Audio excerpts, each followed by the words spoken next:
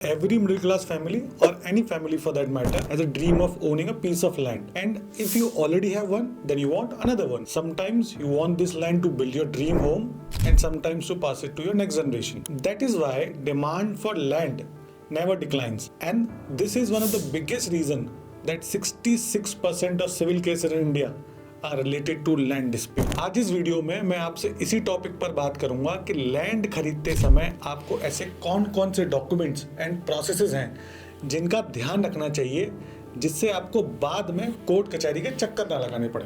जय भूमि जय भारत दोस्तों, welcome to real estate A to Z. मैं हूं आपका अपना दोस्त real estate consultant Abhimanyu Jadaun. Wishing you a very happy new year. तो चलिए इस वीडियो को स्टार्ट करते हैं।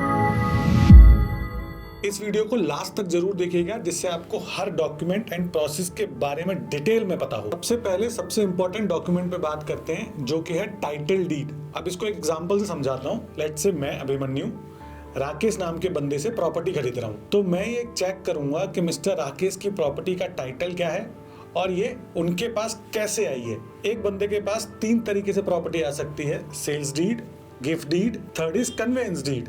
तो पहले मैं राकेश जी से डॉक्यूमेंट मंगवाऊंगा क्रॉस चेक करने के लिए किस डीड के थ्रू ये प्रॉपर्टी इनके पास आई है, और ये भी चेक करूंगा कि ये रजिस्टर्ड है या नहीं है, इसके ऊपर कोई डिस्प्यूट तो नहीं है या फिर कुछ टैक्सेस का झोल तो नहीं है, सब कुछ पेड ऑफ हो चुका है या नहीं।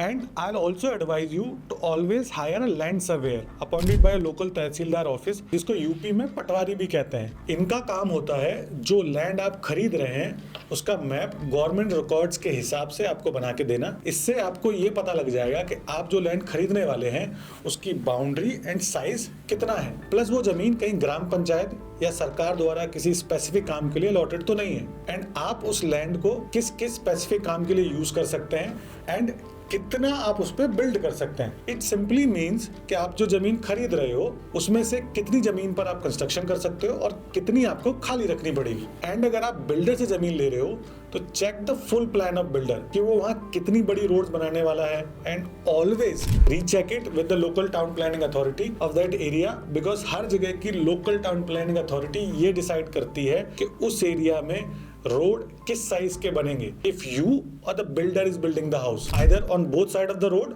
और द सिंगल साइड। ये लेन टू लेन एंड हर जगह के हिसाब से अलग अलग हो सकता है। अब लोग एक बहुत कॉमन मिस्टेक करते हैं कि वो जनरल पावर ऑफ अटॉर्नी से सेल या परचेज करते हैं। अब ऑब्वियसली ये काम स्टैंप ड्यूटी बचाने के लिए किया जाता है, but let me tell you, never buy from general power of attorney. क्यों?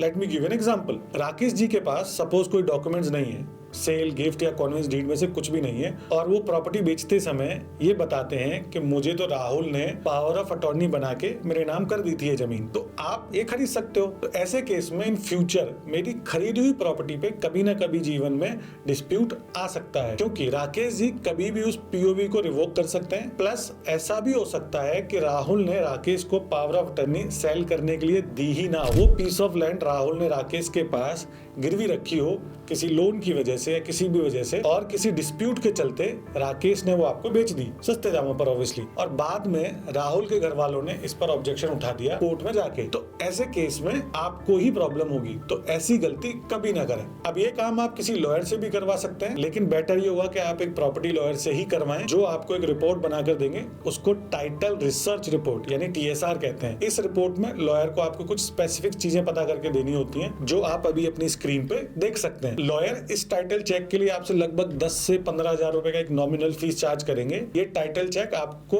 मेन टाइटल डीड की ऑथेंटिसिटी वेरीफाई करने में भी मदद करता है। अगला और बहुत इंपॉर्टेंट चेक जो आपको करवाना चाहिए वो है म्यूटेशन का। म्यूटेशन का मतलब है रेवेन्यू रिकॉर्ड्स में लैंड एंट्री का बदलाव करना, और इसी प्रोसेस को हम म्यूटेटिंग कहते हैं। इसे और भी अलग अलग नाम से जाना जाता है जो आप अभी अपने स्क्रीन पे देख सकते हैं। अब ये एक बहुत ही इंपॉर्टेंट प्रोसेस है। जब बायर पेमेंट कर देता है और सेल डीड एग्जीक्यूट हो जाती है तो आपको इंश्योर करना होता है कि रेवेन्यू रिकॉर्ड्स में प्रॉपर्टी के मालिक का नाम चेंज हो गया है। ये इसलिए जरूरी है क्योंकि स्टेट में प्रॉपर्टी टैक्स पे करना मालिक की जिम्मेदारी होती है, और टैक्स रिसीट पे उसका नाम जरूर होता है। मैंने देखा है कि लोग खासकर वेकेंट लैंड की ट्रांजैक्शंस में बस सेल डीड साइन करके और इनकम्बरेंस सर्टिफिकेट और खाता चेक करा के काम खत्म समझ लेते हैं, पर अगर म्यूटेशन सर्टिफिकेट सेलर के नाम पर नहीं है तो आपको दिक्कत बाद में हो सकती है। आपको ये भी समझना चाहिए कि म्यूटेशन एक अच्छा टाइटल चेक प्रोसेस भी है। लोकल रेवेन्यू रिकॉर्ड्स में मालिक का नाम देखकर आप वेरीफाई कर सकते हैं। अगर ओनर का टाइटल क्लियर है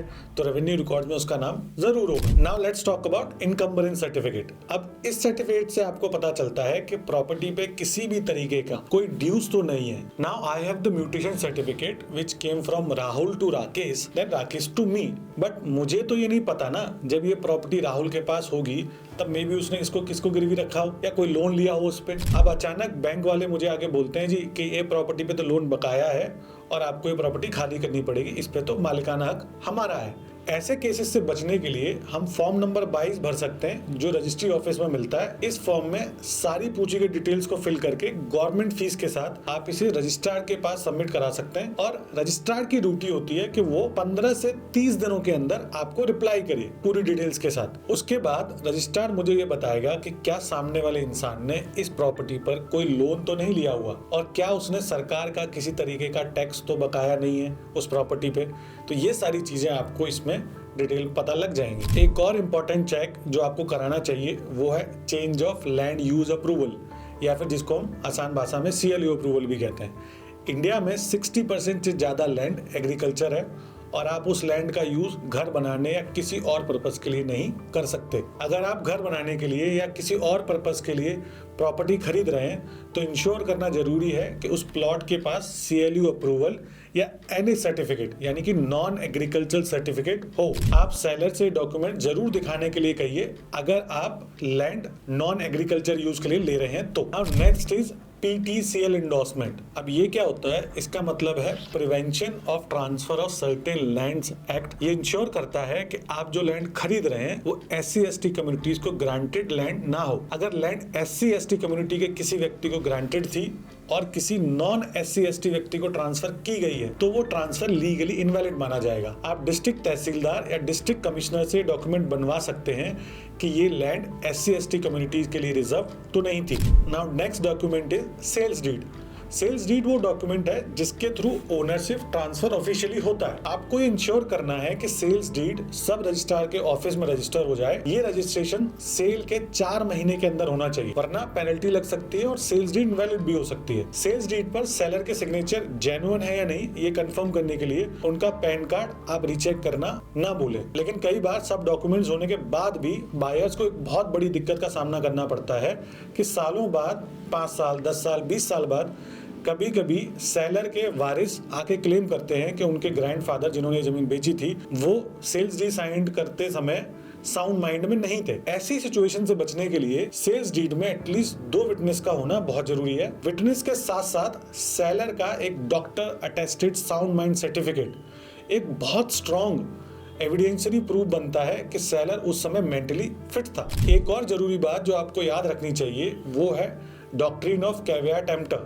जिसका मतलब है let the buyer be aware. Buyer को इंश्योर करना चाहिए कि उन्होंने एक कॉम्पिटेंट लॉयर के साथ मिलकर अपनी ड्यू डिलीजेंस पूरी की है। सेलर जो भी रिप्रेजेंटेशन कर रहा है उसका मेंशन सेल एग्रीमेंट और फाइनल सेल डीड में होना चाहिए। अगर फ्यूचर में कोई प्रॉपर्टी डिस्प्यूट होता है तो कोर्ट ये चेक करेगा कि आपने बेसिक ड्यू डिलीजेंस की थी या नहीं। एक और जरूरी स्टेप है पेपर पब्लिकेशन, यानी कि आपको अपने लोकल पेपर में एक इश्तिहार देना है जो पब्लिक को इन्फॉर्म करता है कि आप प्रॉपर्टी खरीद रहे हैं। इससे कोई भी बंदा जो प्रॉपर्टी पर क्लेम करना चाहता है वो आपको इन्फॉर्म कर सकता है। ये भी एक ड्यू डिलीजेंस का हिस्सा है जो सेल डीड के साथ आपको अटैच करना होता है। अगर सारी ड्यू डिलीजेंस स्टेप कंप्लीट करने के बाद भी आप फ्रॉड से नहीं बच पाए और ओरिजिनल ओनर फ्यूचर में प्रॉपर्टी क्लेम करे तो कोर्ट आपके राइट्स को प्रोटेक्ट करेगा, क्योंकि आपने अपनी तरफ से सारे जरूरी स्टेप्स लिए हैं। अगर आपने प्रॉपर्टी पर लोन भी लिया है तो ये भी एक एडिशनल प्रूफ के रूप में काम करेगा और ये सब डिलीजेंस करना आपके फेवर में काम करेगा। अगर कभी मैटर कोर्ट तक पहुंचता भी है तो माना कि रजिस्ट्रेशन एंड स्टैंप ड्यूटी बड़ा खर्चा होता है, लेकिन ये बहुत ही जरूरी प्रोसेस होता है और पूरे आराम से ड्यू डिलीजेंस करने के बाद ही प्रॉपर्टी आपको लेनी चाहिए, वरना फटाफट वाले काम तो हमेशा ही खराब होते हैं। लास्ट में as a real estate consultant मैं आपको यही कहना चाहूंगा कि प्रॉपर्टी खरीदते समय कच्चे लालच में ना फंसें। कुछ पैसे बचाने के चक्कर में कुछ भी अनदेखा ना करें, क्योंकि बाद में आपको ही प्रॉब्लम होगी। जाने से पहले real estate A to Z को सब्सक्राइब जरूर कर लें एंड अगर रियल एस्टेट से जुड़े आपके कुछ भी क्वेश्चंस हैं तो you can directly message me. मैं आपको मिलूंगा अगली वीडियो में। तब तक के लिए हंसते रहिए, मुस्कुराते रहिए। जय भूमि, जय भारत।